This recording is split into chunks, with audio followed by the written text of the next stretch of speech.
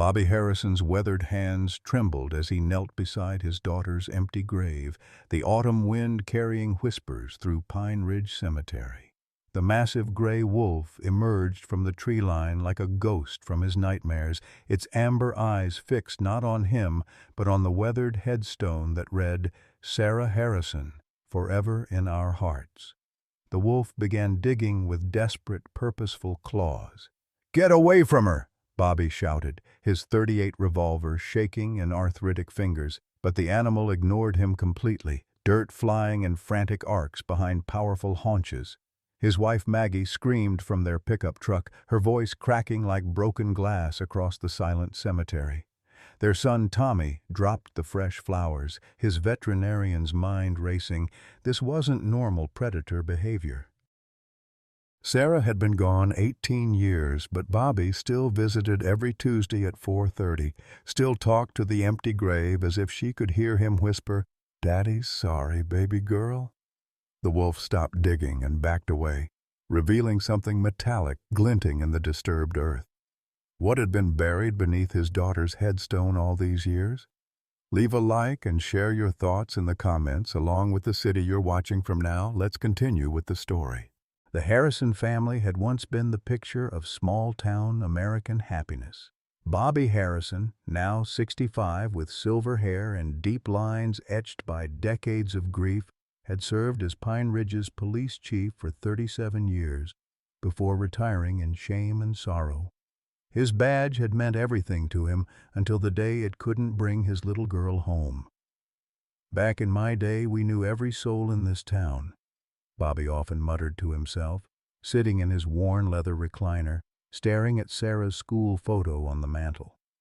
The 8-year-old's gap-toothed smile had frozen in time while the world moved on without her.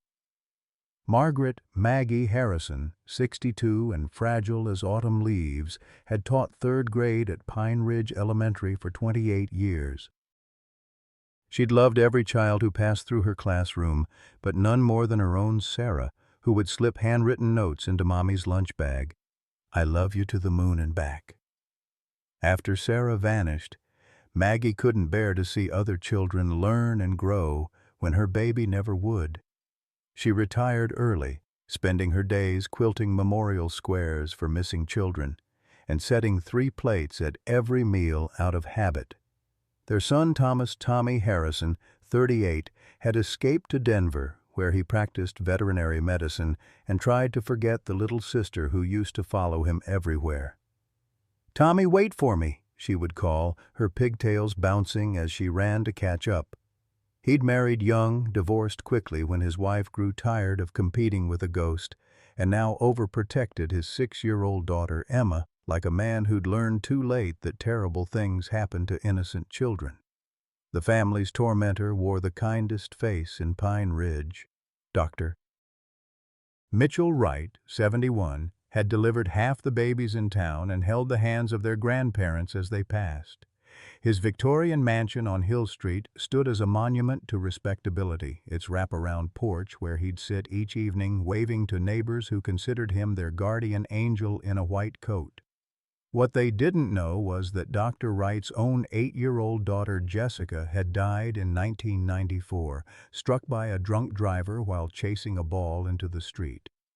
The tragedy had broken something fundamental in the good doctor's mind, twisting his grief into a poisonous belief that children were inherently reckless, dangerous creatures who needed to be corrected before they hurt themselves or others.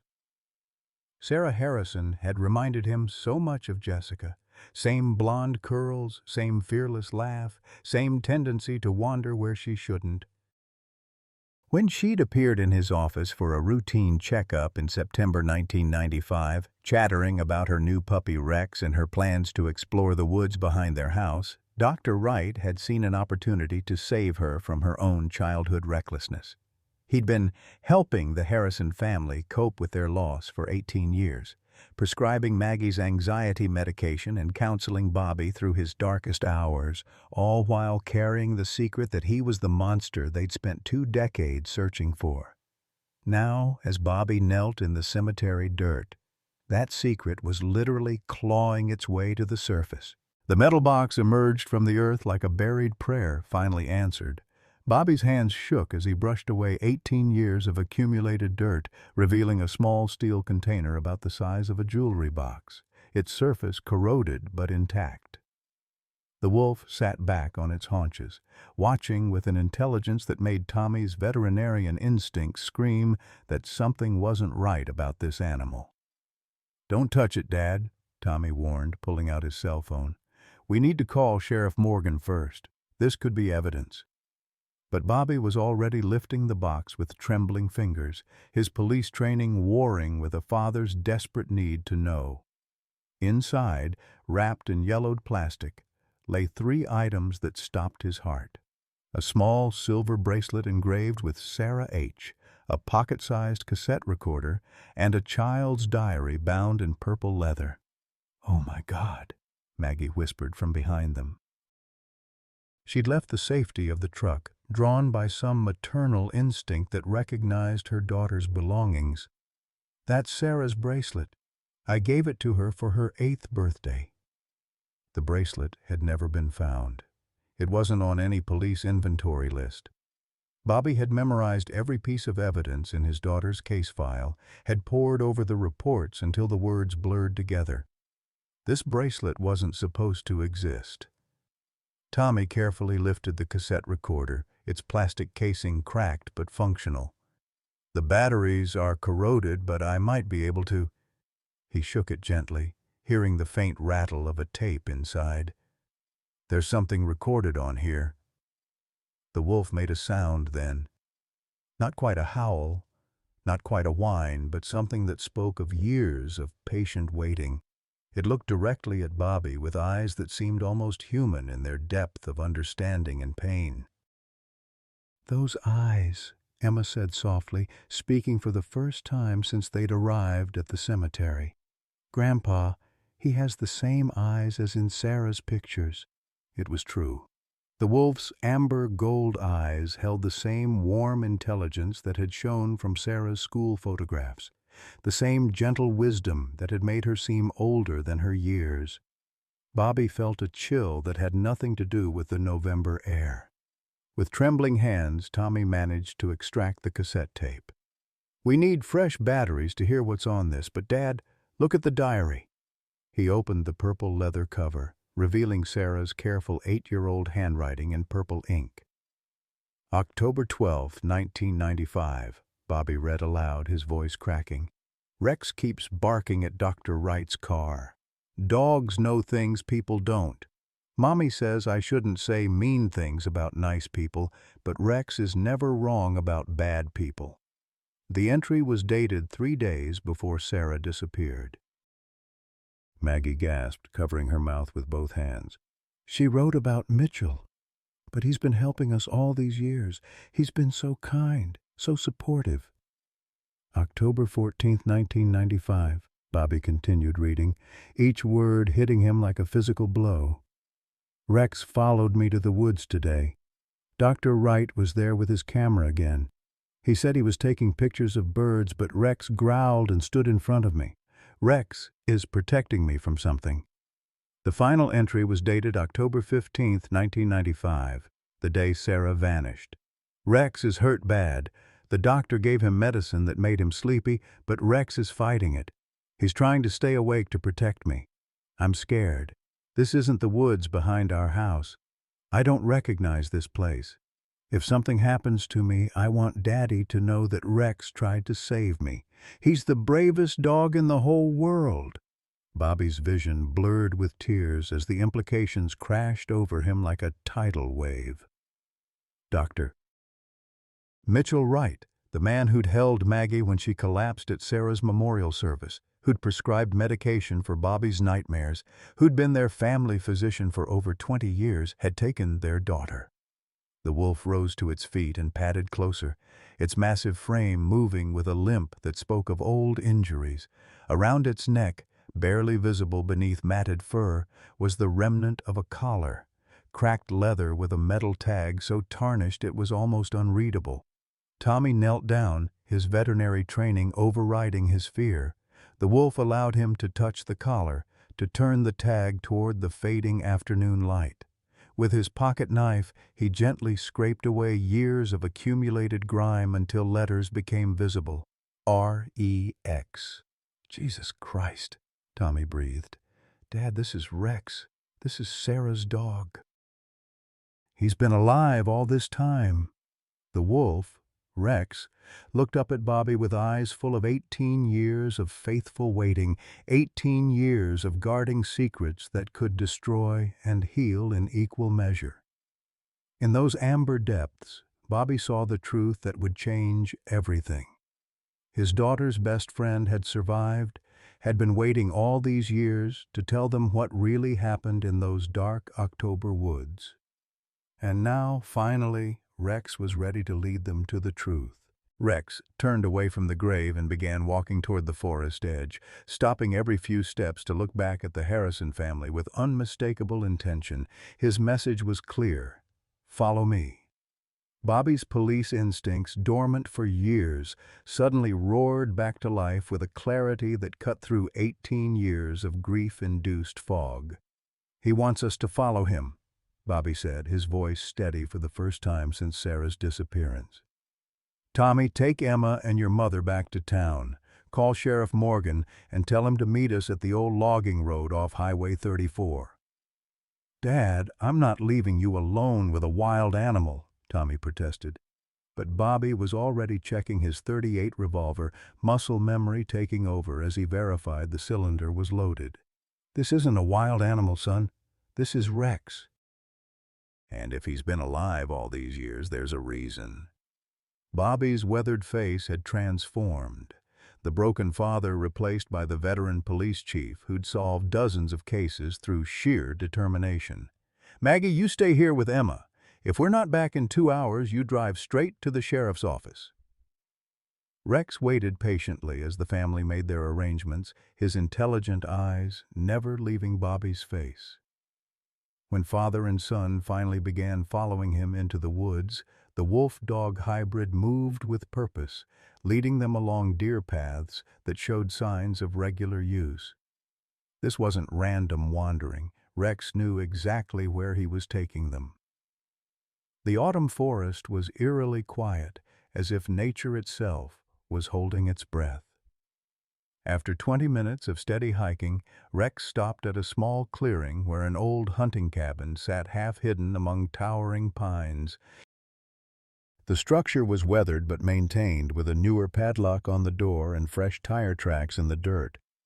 Someone's been using this place, Tommy observed, his veterinarian's eye for detail, noting the subtle signs of recent human activity. Look at those tire tracks. They're not more than a week old.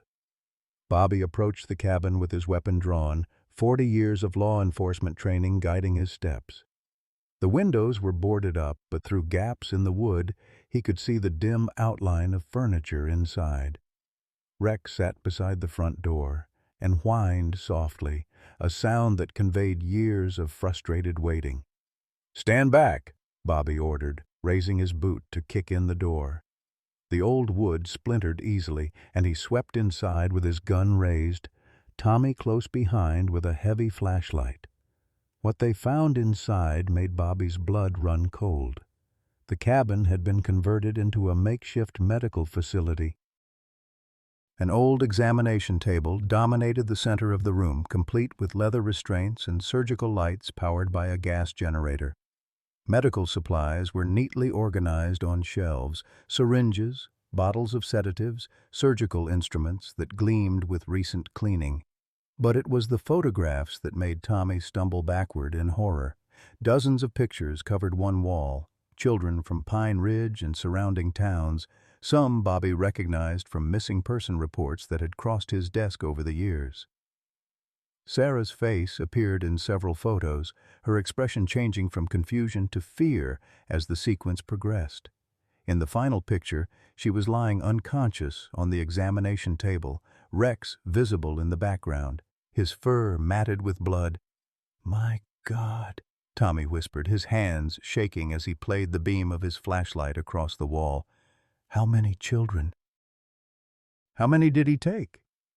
Bobby forced himself to examine the evidence with professional detachment, even as his heart shattered all over again. A desk in the corner held detailed medical journals, written in Dr. Wright's familiar handwriting. The entries were clinical, methodical, describing behavioral modification experiments and correction procedures that made Bobby's stomach churn. October 15, 1995, Bobby read from one journal entry. Subject S.H. shows remarkable resistance to standard sedation protocols. The canine companion proves more problematic than anticipated. Animal attacked during initial procedure, requiring emergency treatment. Subject expired during secondary intervention due to allergic reaction to modified formula. Disposal necessary. Note: eliminate animal companion in future subjects. The words hit Bobby like physical blows. Sarah had died fighting. Rex had tried to save her and nearly died in the attempt. And Dr. Wright, the man they'd trusted, the man who'd comforted them in their darkest hours, had been Sarah's killer all along. Rex padded into the cabin and went directly to a loose floorboard near the examination table. He began scratching at it insistently, his claws finding purchase in the gaps between boards. Tommy understood immediately and used his pocket knife to pry up the board, revealing a shallow space underneath. Inside was a small canvas bag containing more evidence, additional photographs, including several of Dr. Wright's own daughter, Jessica, and a collection of children's belongings that Bobby recognized from various missing person cases.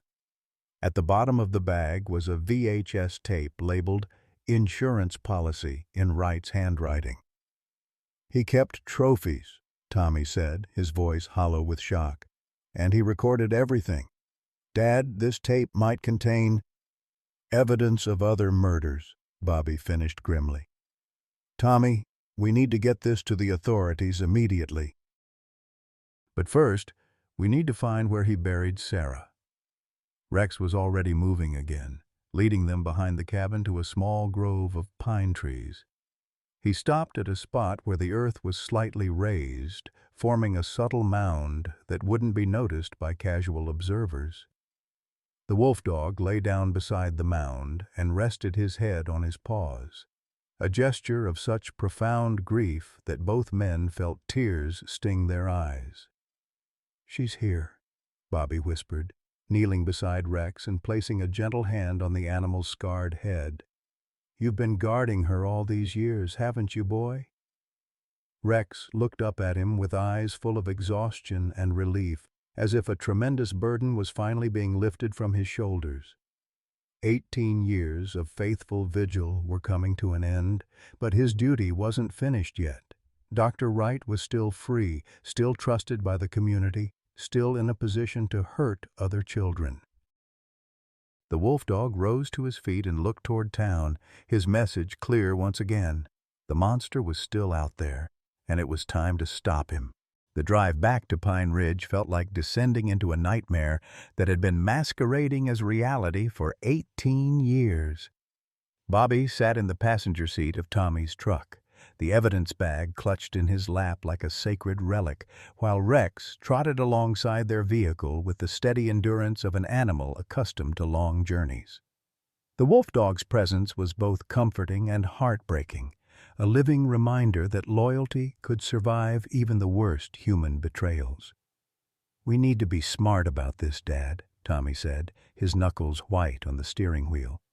"Dr. Wright has been part of this community for decades. People aren't going to want to believe what we've found." Bobby stared out the window at the familiar landscape of his hometown, seeing it now through different eyes. Every house they passed might contain a family that Dr. Wright had helped through tragedy. Every child they glimpsed might be a potential victim. "I've seen enough evil in my 40 years of law enforcement to know that monsters don't always look like monsters," he said quietly. "But I never imagined one had been sitting at our dinner table, holding your mother's hand while she cried." They found Sheriff Dale Morgan at the Pine Ridge Diner, working his way through a plate of meatloaf and arguing football scores with the locals. Morgan was a good man, Bobby knew, but young for the job and inclined to trust the community pillars who'd been in place long before his arrival. When Bobby and Tommy walked in carrying their evidence bag, followed by Rex, who settled protectively at Bobby's feet, the entire diner fell silent. "Bobby, what in the hell is that wolf doing in Helen's diner?" Morgan demanded, half rising from his booth. "And why do you look like you've seen a ghost?" "Because I have," Bobby replied grimly. "Dale, we need to talk. Privately. And we need to talk now." They commandeered the diner's back room, where Helen stored extra supplies and held her weekly book club meetings. Bobby spread the contents of Sarah's buried box across the table, the diary, the photographs, the medical journals, while Rex lay by the door, his ears alert for any sign of Dr. Wright's approach. Sheriff Morgan's face went through a series of transformations as Bobby explained their discoveries: skepticism, concern, disbelief, and finally a sick recognition that the evidence was overwhelming. The photographs alone were damning, but combined with the detailed medical journals and Sarah's own diary entries, they painted a picture of systematic predation that had gone undetected for decades. "Jesus Christ, Bobby," Morgan whispered, staring at a photograph of Sarah restrained on the examination table. "Mitchell Wright delivered my youngest boy. He's been our family doctor for 15 years. He's been our family doctor for 25 years, Bobby replied, his voice as hard as granite. He prescribed the medication that got Maggie through Sarah's funeral. He sat in our living room and listened to us blame ourselves for not protecting her, all while knowing exactly what happened to our little girl. Tommy had been studying the medical journals with his veterinary training, and his face was pale with horror. Dad, according to these notes, Sarah wasn't his first victim. There are references to Subject AK and Subject MP. Those could be Amy Kellerman and Michael Preston, the two kids who went missing from Riverside County in 1993 and 1994. The names hit Sheriff Morgan like physical blows. Both cases had been investigated extensively with no leads and no resolution.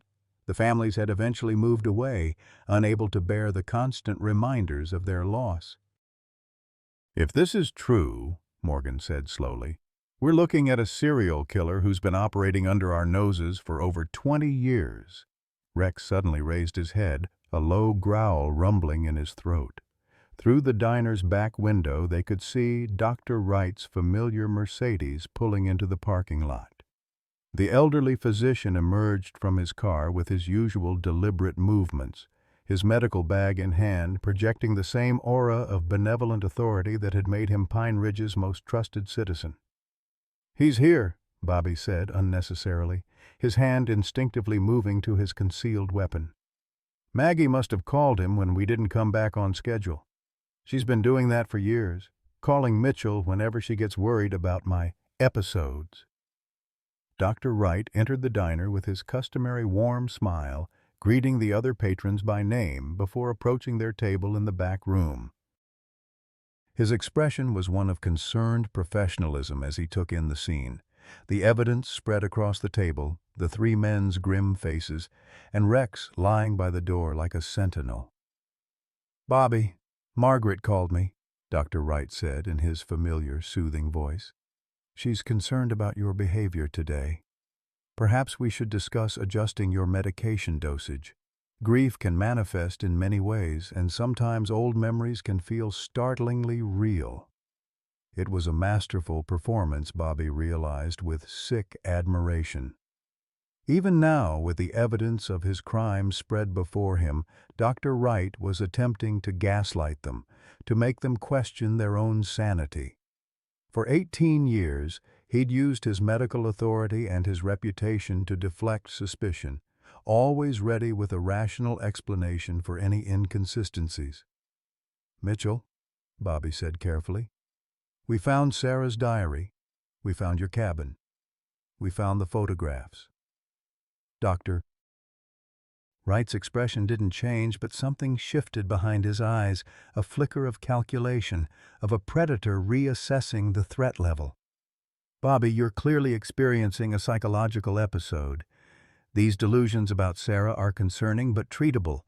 Sheriff Morgan, surely you can see that this man needs immediate psychiatric intervention. What I can see, Morgan replied grimly, is enough evidence to arrest you for multiple counts of murder.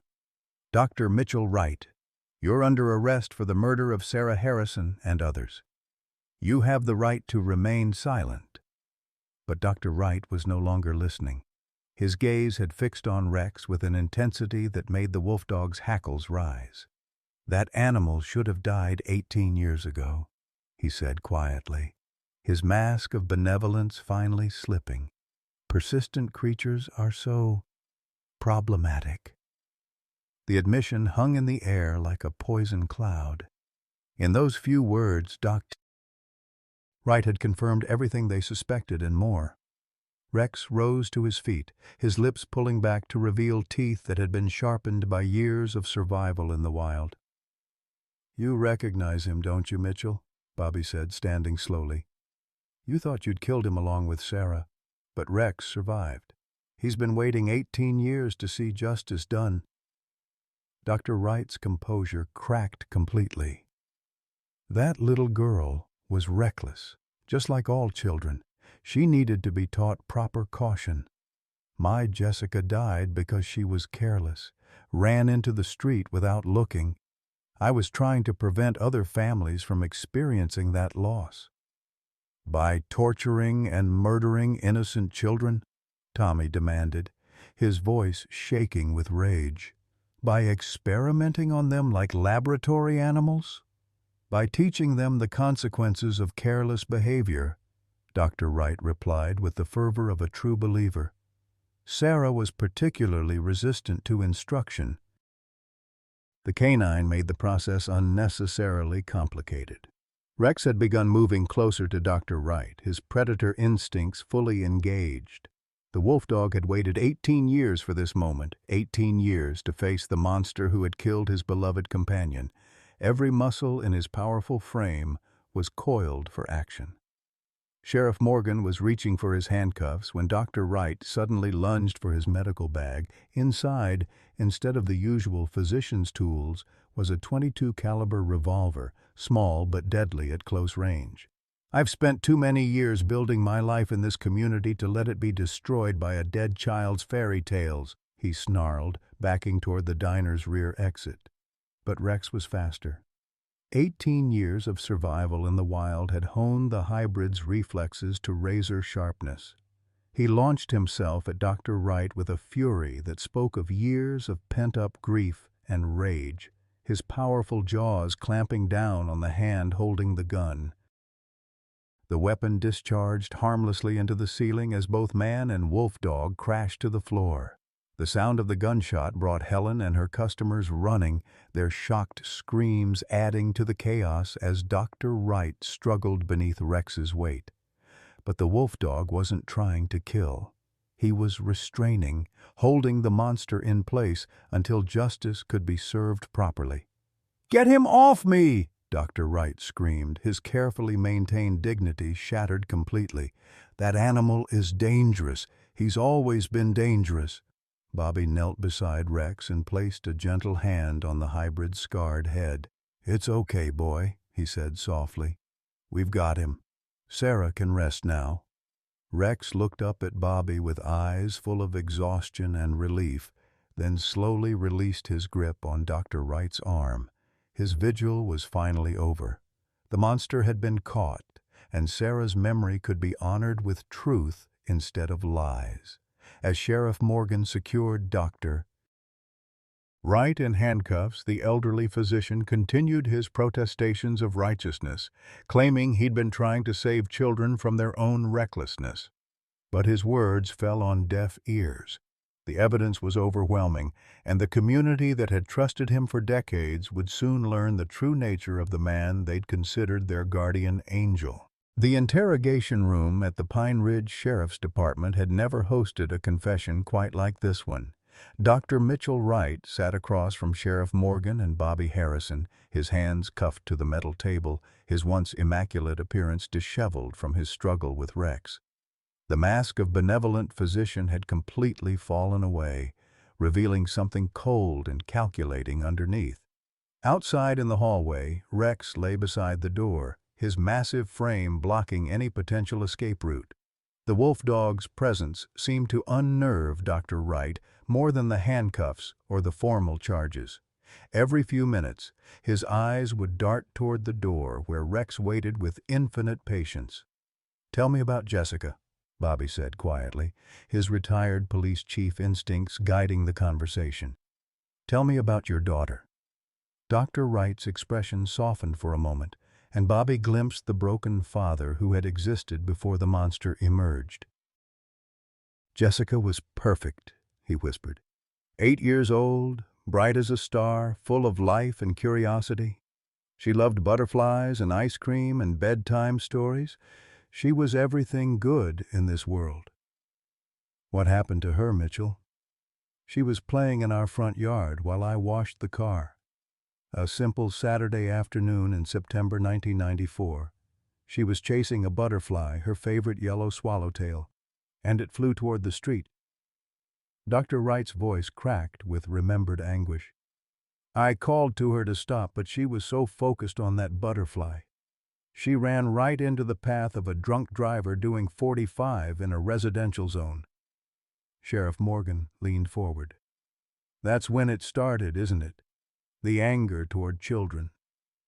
Dr. Wright's grief transformed back into that cold fury. Children are inherently reckless. They don't understand consequences. They act on impulse without considering danger. "After Jessica died, I started seeing it everywhere. Children making foolish choices that could get them killed. Their parents were blind to the risks, just as I had been." "So you decided to correct them," Bobby said, fighting to keep his voice steady. "Starting with Amy Kellerman in 1993. Amy was running through the hospital corridors, ignoring all the safety signs. She could have knocked over medical equipment, injured herself or others. Her parents laughed it off as kids being kids. I offered to give her a tour of the medical facilities, show her why rules exist. She was resistant to instruction." The clinical way Dr. Wright described his first murder made Bobby's stomach churn. "And Michael Preston in 1994? Climbing trees in the park, 30 feet off the ground with no safety equipment. One slip would have meant death or permanent disability. I tried to explain to his parents, but they called it character building. Michael required more intensive correction." Tommy had been right. Dr. Wright's journal references to Subject AK and Subject MP had been Amy Kellerman and Michael Preston. The revelation that there were victims before Sarah made the scope of Wright's crimes even more horrifying. "Sarah was different, though," Bobby continued, though each word felt like swallowing broken glass. "She meant something special to you." Dr. Wright's eyes grew distant. "Sarah looked exactly like Jessica at that age. Same blonde curls, same fearless spirit, same tendency to wander into dangerous situations. When she came to my office for her school physical, chattering about exploring the woods with that dog of hers, I saw an opportunity to save her from Jessica's fate. By kidnapping and murdering her? By teaching her proper caution. Children learn through consequences, Mr. Harrison. Sometimes gentle instruction isn't enough. Sarah was particularly willful. She kept insisting that her parents would find her, that they would never stop looking. She refused to acknowledge the danger of her reckless behavior."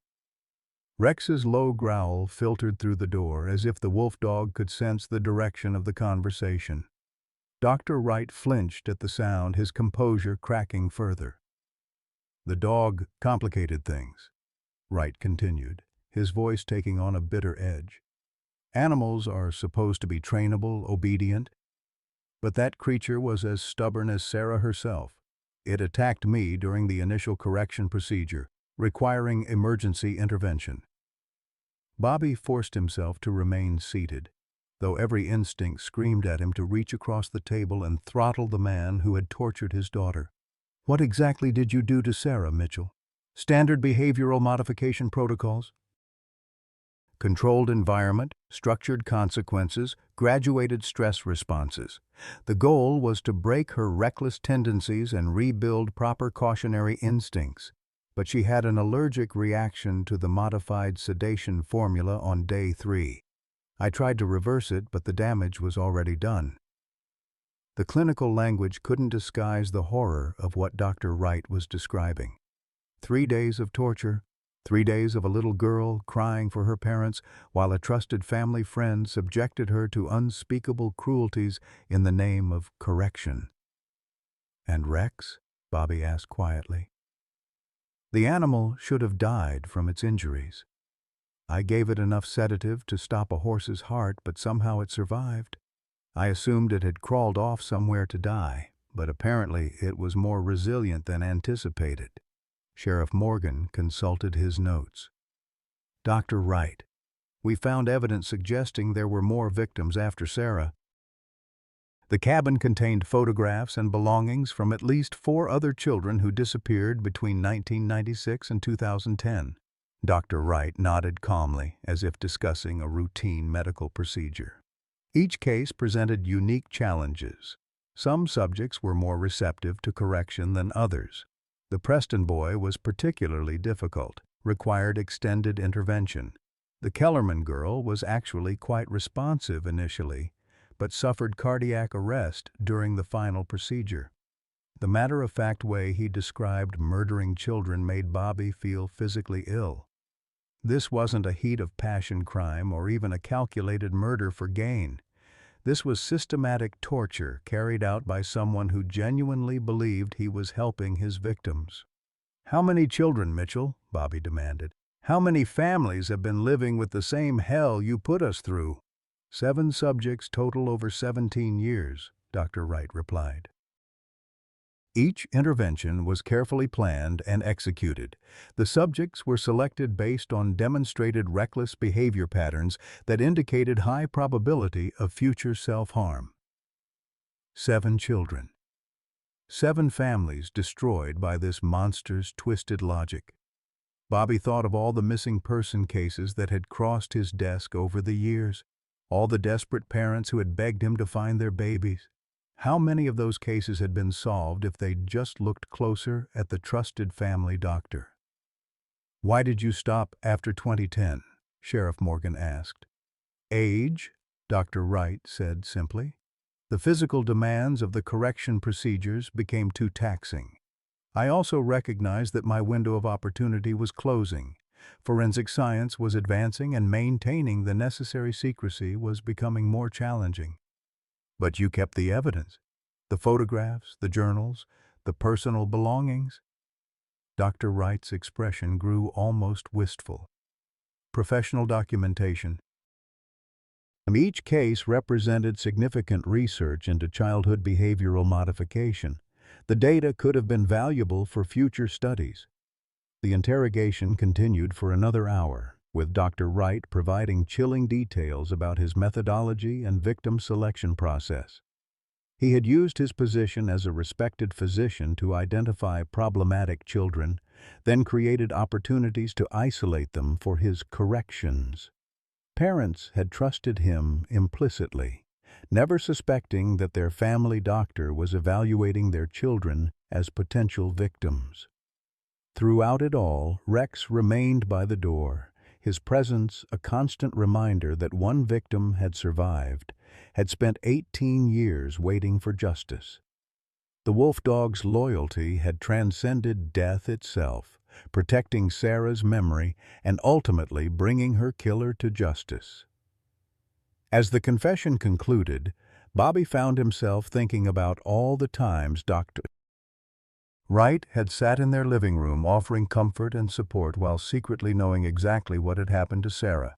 The man had attended her memorial service, had prescribed medication for Maggie's grief, had even helped Tommy process his survivor's guilt, all while carrying the knowledge that he was responsible for their suffering. "One last question, Mitchell," Bobby said as Sheriff Morgan prepared to transport Dr. Wright to county lockup. Why did you help us all these years? Why maintain the pretense of caring? Dr. Wright looked up with something that might have been genuine confusion. I wasn't pretending, Mr. Harrison. I do care about your family. You suffered a terrible loss, and I wanted to help you heal. The fact that I was responsible for that loss doesn't diminish my professional obligation to provide care. The casual sociopathy of the statement left Bobby speechless. Even now, faced with overwhelming evidence of his crimes, Dr. Wright seemed genuinely unable to comprehend the magnitude of his betrayal. In his twisted mind, he had been both Sarah's killer and her family's healer, seeing no contradiction between the two roles. As they led Dr. Wright away, Rex finally stood and padded over to Bobby, resting his massive head against the old man's leg. 18 years of patient waiting had finally come to an end. The monster had been caught, and Sarah's spirit could rest knowing that justice had been served. But for Bobby Harrison, the real healing was just beginning. The news of Dr. Wright's arrest spread through Pine Ridge like wildfire, leaving the small community reeling in shocked disbelief. Within hours, the local newspapers' phones were ringing off the hook, and television news vans from Denver and Colorado Springs were parked outside the sheriff's department. The story had everything that captured national attention. A trusted pillar of the community revealed as a serial killer, a family's 18-year nightmare finally explained, and a loyal dog who had waited nearly 2 decades to bring his master's killer to justice. But for the Harrison family, the media circus felt like a secondary tragedy. They had spent 18 years learning to live with uncertainty, clinging to hope, while preparing for the worst.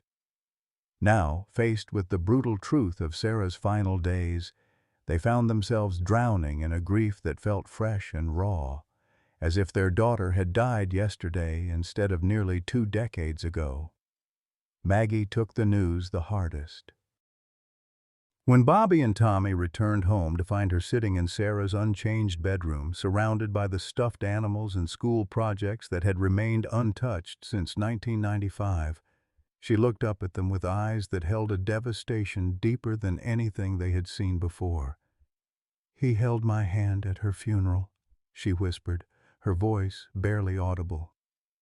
"Mitchell held my hand and told me that Sarah was in a better place, that God had called her home. And all the time, he knew. He knew what he had done to our baby." The betrayal cut deeper than the original loss. They had mourned Sarah's disappearance, but they had also taken comfort in the support of their community, especially Dr. Wright's steady presence during their darkest hours. Learning that their greatest source of comfort had also been their greatest tormentor felt like losing Sarah all over again, but this time with the added weight of 18 years of misplaced trust. Tommy struggled with his own complex emotions. As a veterinarian, he understood animal behavior better than most, and Rex's survival story filled him with both awe and heartbreak.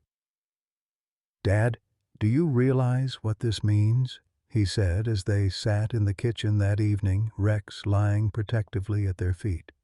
"Rex has been living in the wild for 18 years, surviving winters, finding food, avoiding hunters and wildlife officials, and all that time he never forgot Sarah.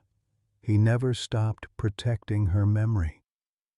The wolf dog had refused to leave the Harrison property since Dr. Wright's arrest. He wouldn't come inside the house.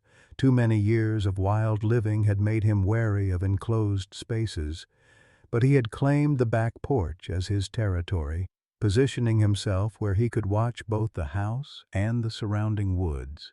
Neighbors who caught glimpses of him whispered about the ghost dog who had returned to guard his family. Bobby found himself spending hours on the back porch with Rex, both of them processing their shared trauma in comfortable silence. The old police chief's cancer diagnosis, which had seemed like a death sentence just days before, now felt almost insignificant compared to the magnitude of what they had discovered. "I reckon we both got some healing to do," he told Rex one evening, scratching behind the hybrid's scarred ears. "But at least now we know the truth." The community's reaction was swift and decisive. Within days of Dr. Wright's arrest, the Pine Ridge Town Council voted unanimously to rename the small park where Sarah used to play. Sarah Harrison Memorial Park would feature a bronze statue of a little girl and her dog, with a plaque reading, "In memory of Sarah Harrison and all children taken too soon, some bonds transcend even death." But the healing process was complicated by the discovery of Dr. Wright's other victims. Families from across Colorado and neighboring states began coming forward, armed with old missing person reports and faded photographs of children who had disappeared under suspicious circumstances. The FBI opened a formal investigation into what they termed one of the most extensive serial killing cases in Colorado history. Emma, Tommy's 6-year-old daughter, seemed to understand the situation better than many adults. She had accepted Rex's presence with the easy adaptability of childhood, bringing him food and water and chattering to him about her day as if he were any ordinary family pet. "Rex is sad like Grandpa," she told her father with the straightforward wisdom of a child. "They both miss Sarah, but now they can be sad together." The observation struck Tommy as profoundly accurate. Both Bobby and Rex carried the same weight of loss, the same sense of having failed to protect someone they loved. But they also shared something else, the knowledge that their vigil was finally over, that Sarah's killer had been brought to justice, and that her memory would be honored with truth instead of lies. As the first week after Dr. Wright's arrest drew to a close, the Harrison family found themselves facing a future they had never dared to imagine. One where they knew what had happened to Sarah, where her killer was behind bars, and where a loyal guardian who had never given up on finding justice had become part of their family once again. The healing would take time, but for the first time in 18 years, it could begin. The forensic excavation of Sarah's actual burial site took place on a crisp November morning, 3 weeks after Dr. Wright's arrest. Bobby stood at the edge of the cordoned area in the pine grove behind the abandoned cabin, watching the careful work of the state crime scene investigators. Rex lay beside him, the wolf dog's massive frame trembling with an emotion that seemed almost human in its intensity. When they finally uncovered Sarah's remains, Bobby felt something break inside his chest that had been holding together through sheer force of will for 18 years. His little girl, his bright-eyed daughter who had loved butterflies and bedtime stories, had been reduced to small bones wrapped in the remnants of her favorite yellow dress. The investigators worked with professional detachment, but Bobby caught more than one of them wiping away tears as they carefully gathered evidence. "Mr. Harrison," the lead investigator said gently, approaching with a small evidence bag. "We found this with your daughter's remains. I thought you'd want to see it." Inside the bag was a small silver locket that Bobby had given Sarah for her 7th birthday. It had been engraved with Daddy's Girl on one side and contained a tiny photograph of the family on the other. Sarah had been wearing it the day she disappeared, and somehow it had survived 18 years in the earth, tarnished but intact. "She never took it off," Bobby whispered, his voice breaking. "Said it made her feel safe because part of us was always with her." The irony was devastating. Sarah had carried a piece of her family's love with her even in her final moments, while they had spent 18 years not knowing if she was alive or dead. The locket seemed to symbolize everything that had been stolen from them. Not just Sarah's life, but the comfort they might have found in knowing she had died, knowing she was loved. Rex suddenly stood and padded over to the excavation site, ignoring the investigators' attempts to keep him back. He lay down at the edge of the grave and rested his massive head on his paws, a gesture of such profound grief that even the hardened crime scene techs stopped their work to stare. The wolf dog had found his girl at last, but the reunion was 18 years too late. Dr. Wright's trial began 6 months later, in the spring of 2014. The courtroom was packed with families of his victims, media representatives, and curious onlookers from across Colorado. The prosecution had built an overwhelming case based on the physical evidence from the cabin, Dr. Wright's detailed journals, and his own confession. The defense attempted an insanity plea, arguing that the loss of his daughter Jessica had driven Wright to a psychotic break. Bobby testified on the second day of the trial, describing Sarah's disappearance and the 18 years of torment that followed. When the prosecutor asked him to identify the locket found with Sarah's remains, his voice cracked as he explained its significance. In the gallery, Maggie wept silently while Tommy held her hand, and Rex lay in the hallway outside the courtroom, somehow sensing the importance of the proceedings within. The most devastating testimony came from Dr. Wright himself. Against his attorney's advice, he insisted on taking the stand to explain his actions. His clinical description of Sarah's treatment left the courtroom in stunned silence. He showed no remorse, only a cold scientific interest in describing his methodology and results. Sarah Harrison was an exceptional subject, he testified with the same tone he might have used to discuss a research paper. Her resistance to behavioral modification was remarkable for a child her age. She maintained hope for rescue, even after 72 hours of structured intervention. From a psychological perspective, it was quite fascinating. The prosecutor pressed him on the suffering he had caused. "Dr. Wright, do you understand that you tortured and murdered 7 innocent children?" "I understand that perspective," Wright replied calmly. "However, my work was aimed at preventing greater suffering. Each subject exhibited dangerous behavioral patterns that could have resulted in accidental death or injury. My interventions were designed to correct these tendencies." "By killing them?" "By teaching them the ultimate consequence of reckless behavior. Unfortunately, some subjects proved unable to complete the learning process." The chilling testimony revealed the depth of Wright's delusion. Even faced with life in prison, he remained convinced that his actions had been justified, even beneficial. He expressed regret only for the unsuccessful outcomes of his experiments, not for the lives he had destroyed or the families he had shattered. The jury deliberated for less than 3 hours before returning guilty verdicts on all counts. Judge Patricia Hendricks sentenced Dr. Wright to 7 consecutive life sentences without the possibility of parole. As the bailiffs led him away, Wright looked directly at Bobby and said, "I'm sorry your family couldn't appreciate what I was trying to do for Sarah. She was a remarkable child." Bobby lunged forward, only Tommy's quick reflexes preventing him from reaching Wright. "You killed my baby!" he screamed as courthouse security intervened. "You tortured her for 3 days and you still think you were helping her." Outside the courthouse, the families of Wright's victims gathered for an impromptu memorial service.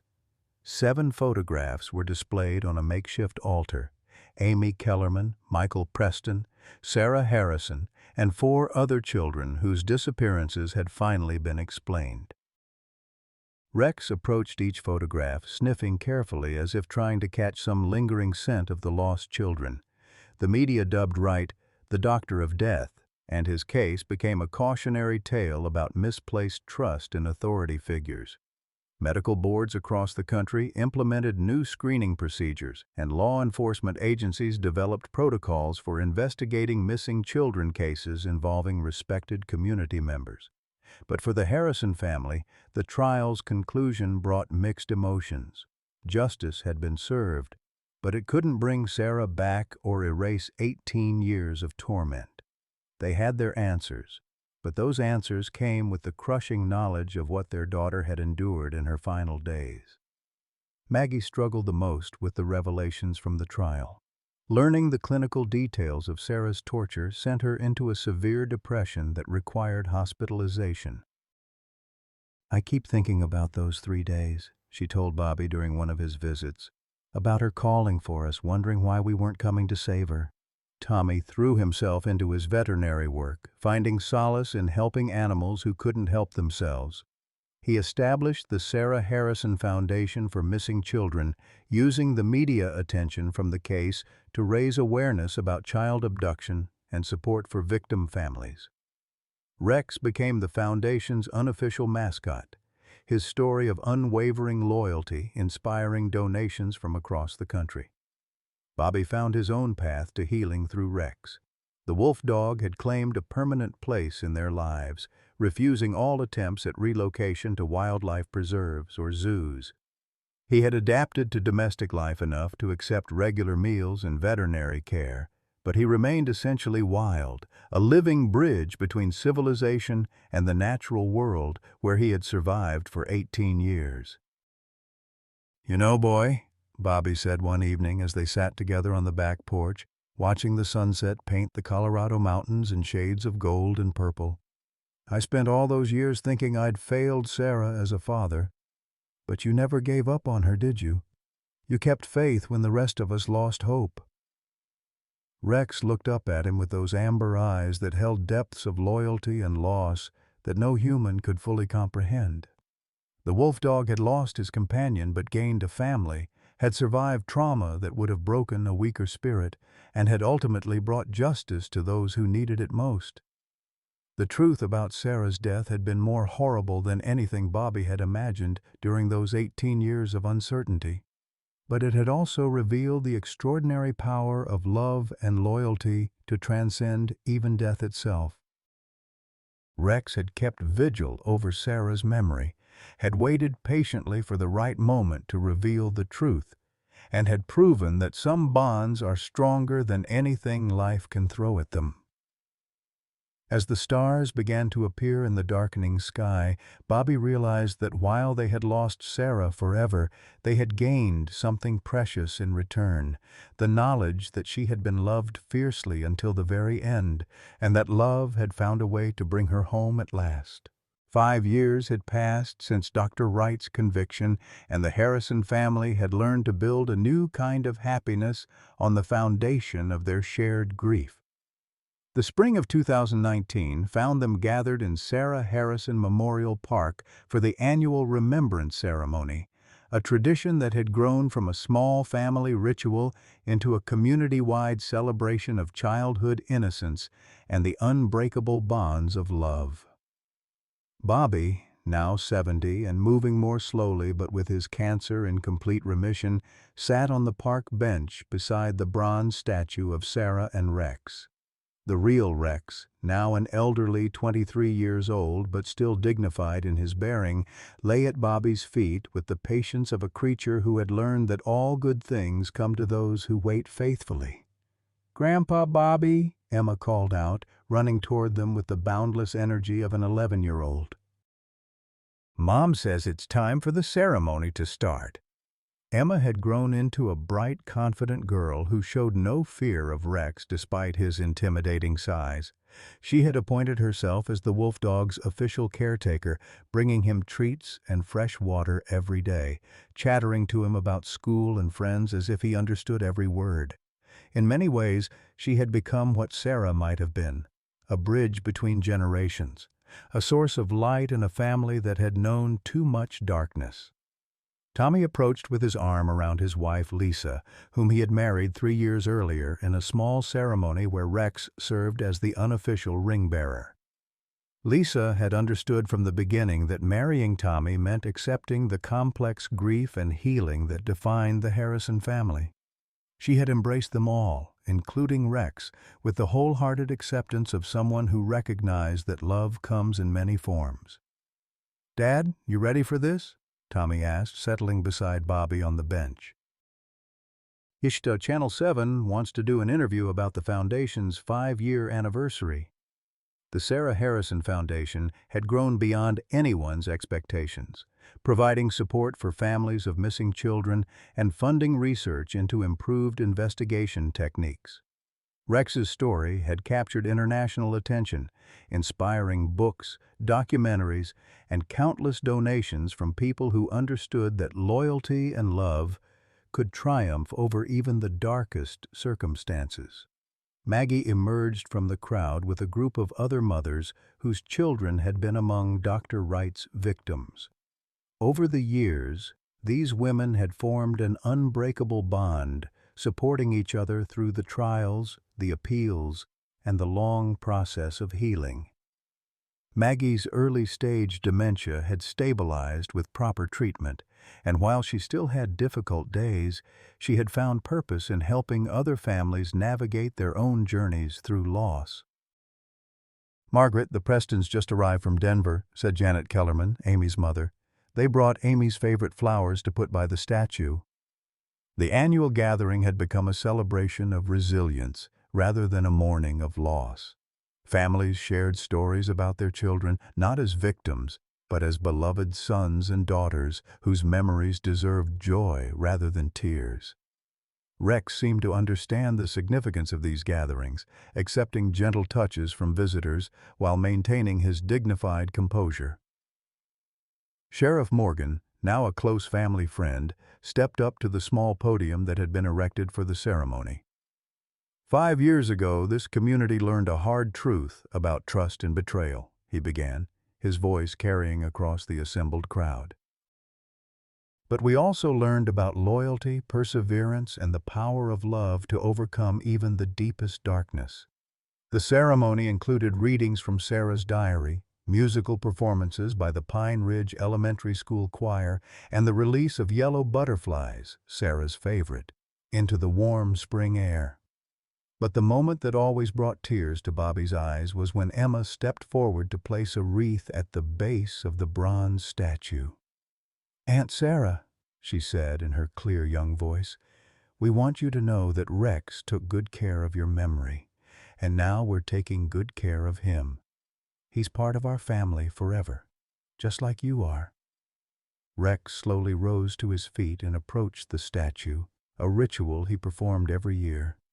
He sniffed carefully at the bronze figure of the little girl, then lay down beside it with his head resting on his paws. For a few moments, it was easy to imagine that time had folded back on itself, that the living dog was once again protecting his beloved companion.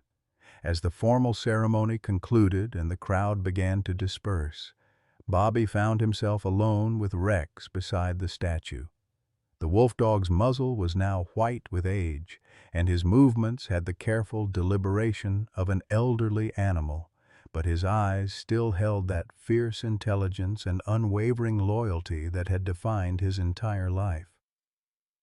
"You know, boy," Bobby said softly, scratching behind Rex's scarred ears, "I used to think the worst thing that could happen was not knowing what happened to Sarah.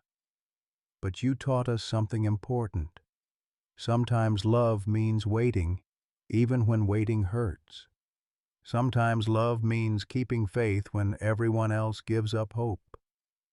Rex looked up at him with those amber eyes that had seen too much sorrow but had never lost their capacity for devotion.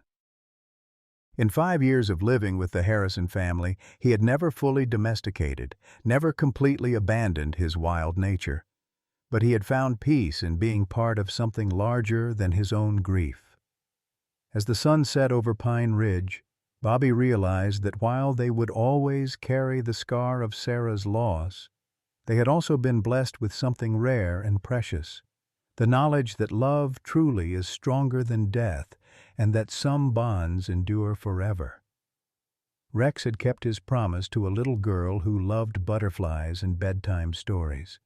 Now it was their turn to keep their promise to him, to love him, protect him, and ensure that his story of faithful devotion would inspire others long after he was gone. The circle of love and loyalty was complete, and Sarah's spirit could finally rest in perfect peace.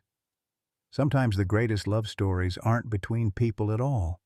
They're between souls who refuse to let go. For 18 years, while Bobby and Maggie Harrison blamed themselves for losing their daughter Sarah, a loyal guardian kept vigil in the wilderness, never forgetting, never giving up hope for justice. Rex's story reminds us that in a world that often forgets, some hearts remember everything. We may lose people we love, But the bonds we forge, whether with family, friends, or the faithful companions who share our lives, transcend even death itself.